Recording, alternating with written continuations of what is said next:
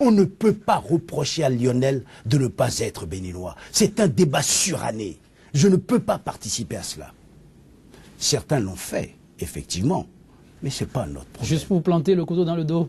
On ne peut pas non plus le reprocher d'être français, d'être bénino-français. Je suis bénino-français. J'ai été 3 fois candidat à l'élection présidentielle. Ça n'est pas non plus une motivation suffisante. Mais vous permettez, donc là, Mabalo, 2 grandes figures de l'arsenal, si je peux le dire ainsi, politique du Bénin, Nicéphore Dieudonné Soglo, qu'on ne présente plus. Albert Evouetier, dans le parcours, n'est pas présenté. Et qui n'ont pas pu contrôler une initiative aussi noble, si je m'en tiens, au propos de l'avocat modérateur de l'initiative.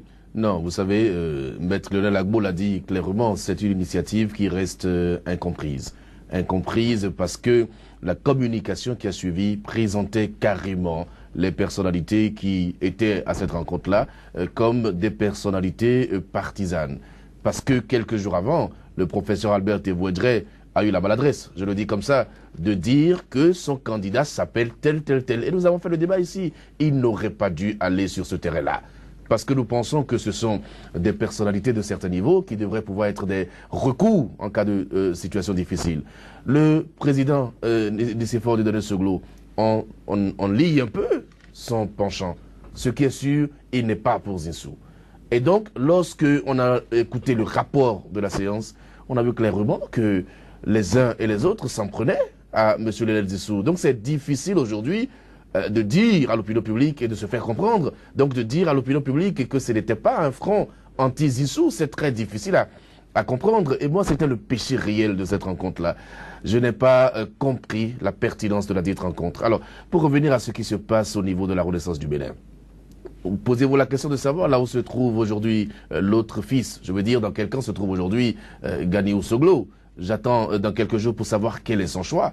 Vous allez me dire que c'est une famille dans laquelle l'expression démocratique existe, oui, d'accord? Elle manifeste. Oui, mais aujourd'hui, oui, mais aujourd'hui, à l'intérieur de la Renaissance du Bénin, que vaut encore le président Nicéphore Dieudonné Soglo?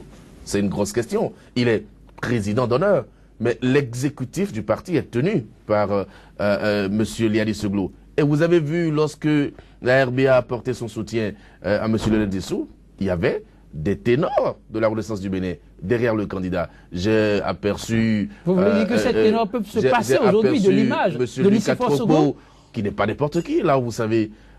Donc j'ai aperçu des gens et je me suis dit, mais finalement, est-ce que le président Nicéphore Dieudonné Soglo tient encore la Renaissance du Bénin? C'est une grosse question. Mais encore une fois, je dis, le peuple a son mot à dire. On peut tout dire sur la qualité du peuple que nous avons, mais aujourd'hui, les masques sont tombés. On a vu clairement quels étaient les intérêts des uns des autres. Maître Lionel Gbagbo, vous dites que vous avez été flouriché, vous n'avez pas pu nous expliquer un peu comment, en votre sein, il y en avait qui avaient reverti le manteau d'agneau dans la bergerie, et ils sont allés très loin. Je ne voudrais pas être l'auteur d'une polémique à ce niveau. Ce qui s'est passé à l'interne, nous l'avons vécu. Je crois que ce que vous devriez savoir, oui, et vous l'avez parfaitement cerné tout à l'heure, c'est que la communication nous a échappé. Quelles étaient les raisons qui nous avaient amenés à nous mettre ensemble? D'abord, il y a un élément qui échappe à tout le peuple béninois. Imaginons, dans une vision prospective, que Lionel Zinsou gagne. Nous avions l'appréhension qui est la suivante: que les intérêts du peuple béninois ne soient pas préservés. Pourquoi? Non pas parce qu'il est Lionel Zinsou, non. Parce que le schéma qu'il a porté, c'est ce schéma-là que nous ne voulions pas. Et à 2 niveaux.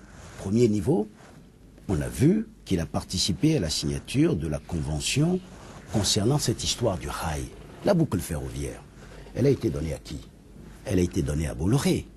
Or, lorsque l'on sait que dans cette affaire, il y avait un Béninois qui avait été déclaré adjudicataire, parce qu'il avait soumissionné, et que l'adjudication lui a été notifiée, cela devenait irréversible.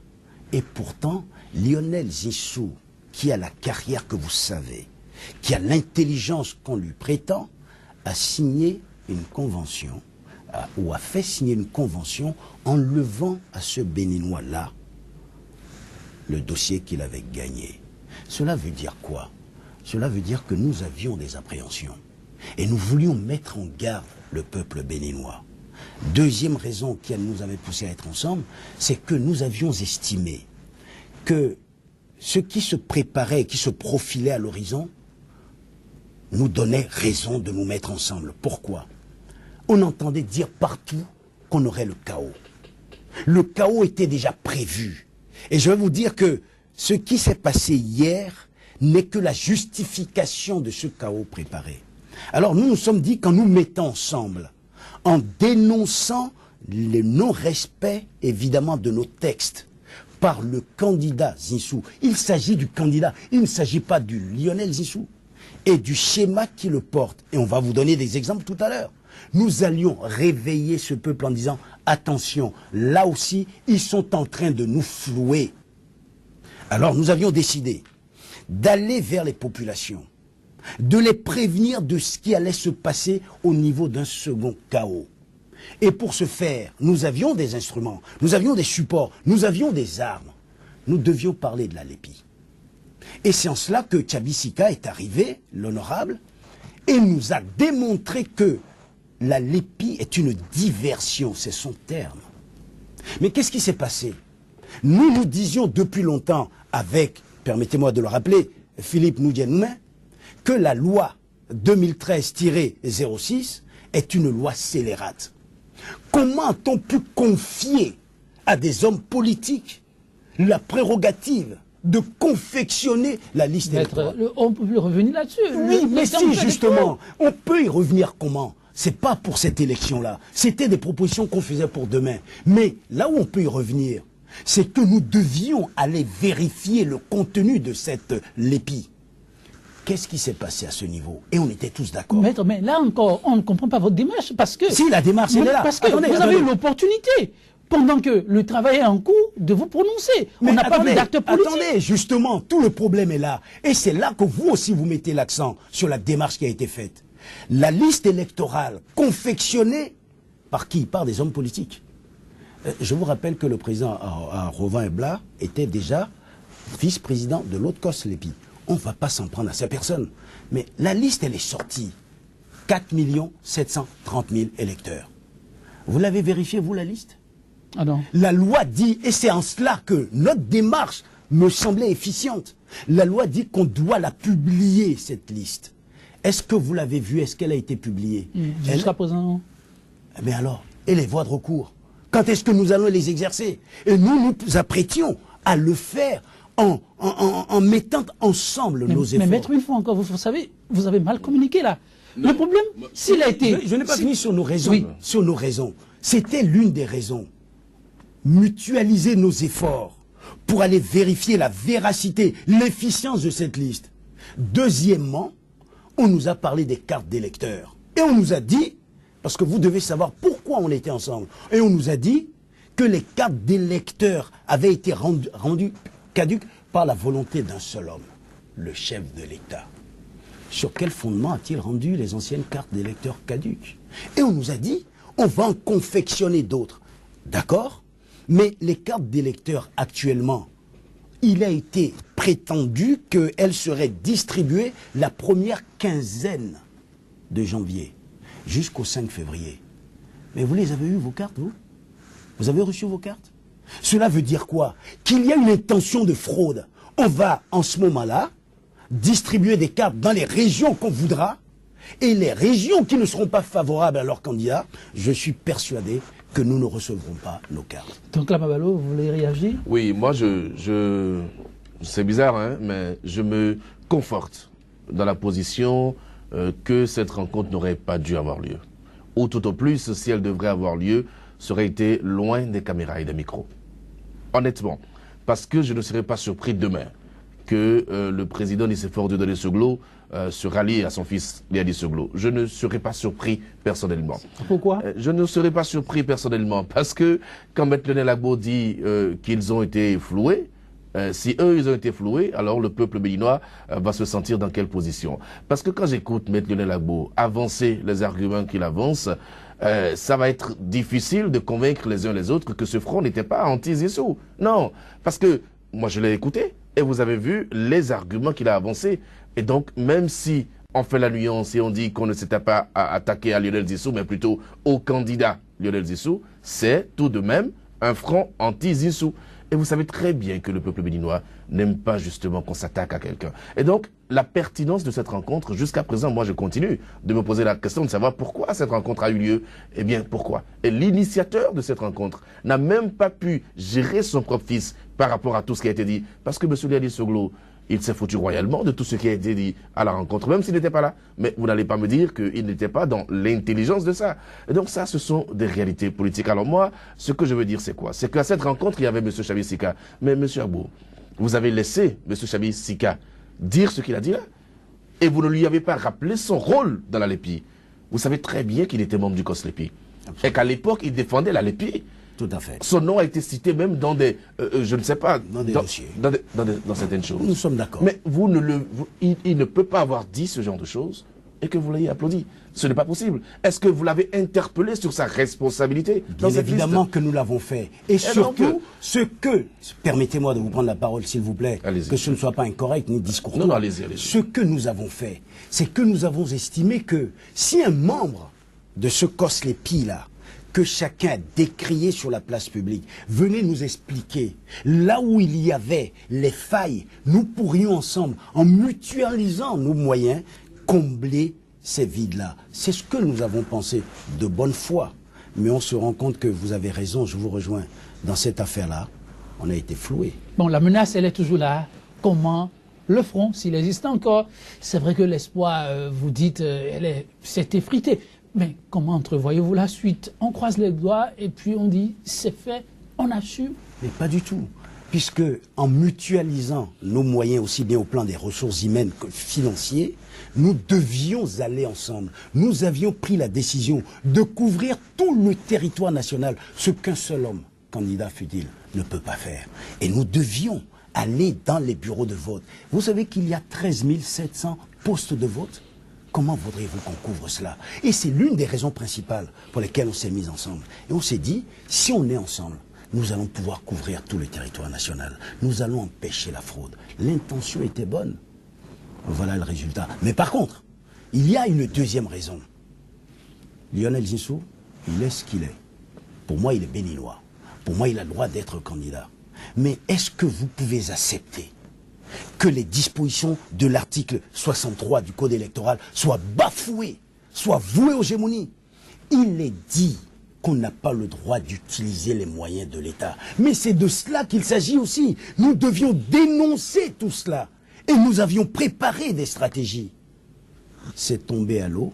Et vous me posez la question de savoir s'il y a encore une possibilité. Je vous ai dit non. Aujourd'hui, si l'unité a volé en éclats, il se trouve que l'homme est là. Je veux parler de l'avocat, mais aussi de l'acteur politique. Absolument. Son bâton de pèlerin, il le prend de quel côté, finalement? On se rallie à Lionel Zinsou et puis on continue le combat, non? Ça va être très simple. Vous savez, si j'avais voulu faire comme tout un chacun, Maître Lionel Gbagbo s'est toujours singularisé par des comportements qu'on a trouvés complètement et totalement irrationnels. Irrationnels par rapport à quoi? On vous dit que les Béninois marchent sur la tête, lui il veut marcher sur les pieds. Moi, on m'a appris à marcher sur les pieds. Alors, je ne vais pas rester dans la position du penseur de Rodin. Vous savez, cette statue ainsi et observer ce qui se passe. Je vais réfléchir. Je vais essayer de me retourner vers des gens sensés, car il y en a dans ce pays. Il y en a et on est en train de réfléchir. Comment nous allons faire pour que ces gens-là, le coup de grâce qu'ils ont porté à la démocratie, je vais vous dire une chose, je vais aller à l'extrême pour une fois. Ils ont assassiné la démocratie. Oh, vous l'avez dit, vous allez vous-même à l'extrême. Ils ont assassiné la démocratie telle qu'elle a été conçue. Et attendez, s'il vous plaît, dans le rapport que nous avons lu à la fin, oui. Qu'est-ce que nous avons dit in fine? Nous avons dit que la démocratie telle qu'elle a été conçue jusque-là, elle est au bout du rouleau. Nous allons faire d'autres propositions. C'est là où vous ne vous avez pas compris, ou que nous sommes mal engagés, ou que nous n'avons pas fait la bonne communication. Vous avez peut-être raison, mais nous avions des intentions louables. Et ça, là, on ne va pas en rester là. Il est évident qu'il faut réfléchir. J'en termine sur un point.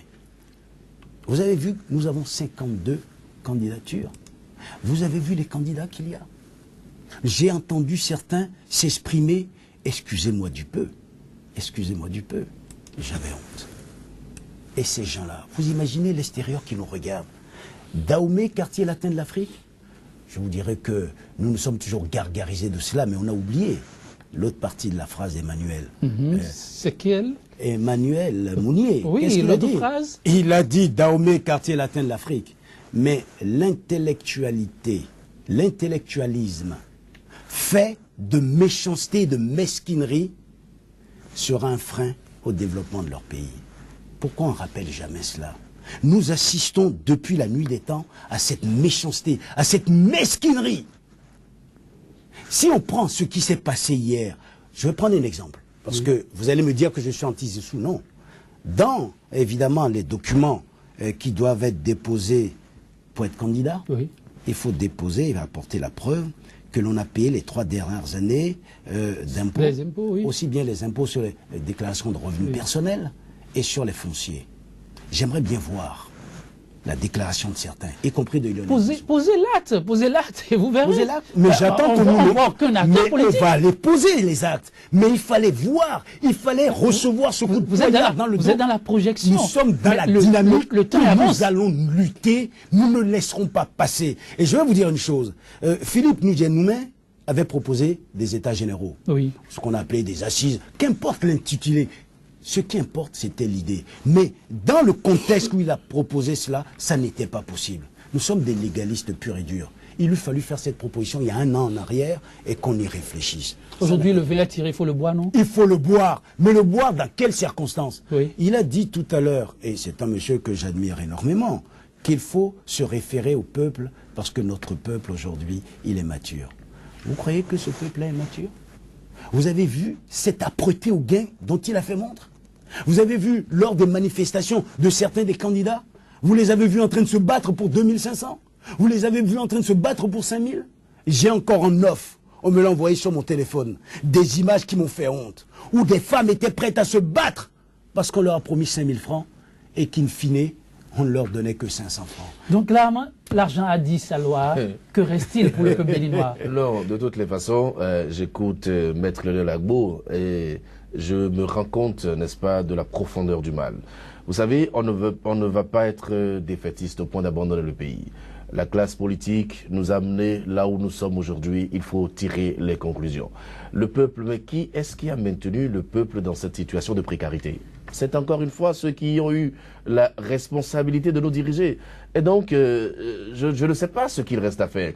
Mais monsieur Lionel Gbagbo, même si vous allez vérifier aujourd'hui les déclarations des impôts au niveau de Zissou, vous pensez que... pas dit que Zissou. Non, oui. J'ai dit entre autres. Vous pensez qu'aujourd'hui, les gens vont invalider sa candidature rien que pour ça? C'est le candidat du pouvoir. C'est ça le problème. Et nous allons parler du matin au soir. Ils mettront à disposition les moyens de l'État. Ils ont la liste électorale. Ils ont la Sénat. Ils ont la Cour constitutionnelle.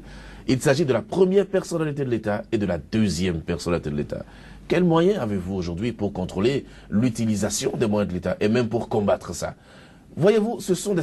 Et toute la classe politique nous a conduit à ça, malheureusement. C'est pour ça que moi je dis, aujourd'hui, nous n'avons plus nos yeux que pour pleurer. Malheureusement, mesdames, messieurs, merci. Le peuple béninois n'aurait que... Oui, donc la Babalo... En même temps, c'est le moment d'attirer l'attention du peuple. Parce qu'aujourd'hui, le peuple, c'est lui qui a le dernier mot. Même si le peuple a été maintenu dans une situation d'abrutissement avancé, mais le peuple peut faire un sursaut d'orgueil. Et c'est à ce sursaut patriotique que nous appelons le peuple. Et ce sont patriotique, Maître Lionel Gbagbo, vous me permettez, on y reviendra. Le temps de l'autre côté est complètement parti. Le sursaut patriotique, c'est tout le bien qu'on peut souhaiter à ce peuple qui n'est pas ses yeux que pour plaire. Mesdames, Messieurs, la première partie de cette émission tire à sa fin sur cette citation de Confucius. Un politicien honnête, c'est celui qui reste fidèle à celui qui l'a acheté. Ce n'est pas moi qui le dis, c'est Confucius. Allez-y comprendre quelque chose. À vous, merci de la fidélité, mais inconditionnelle, qui me fait plaisir. Très bonne suite de programme. Susika, à demain, pour un autre numéro de 100% Bénin. Merci bien. Merci infiniment.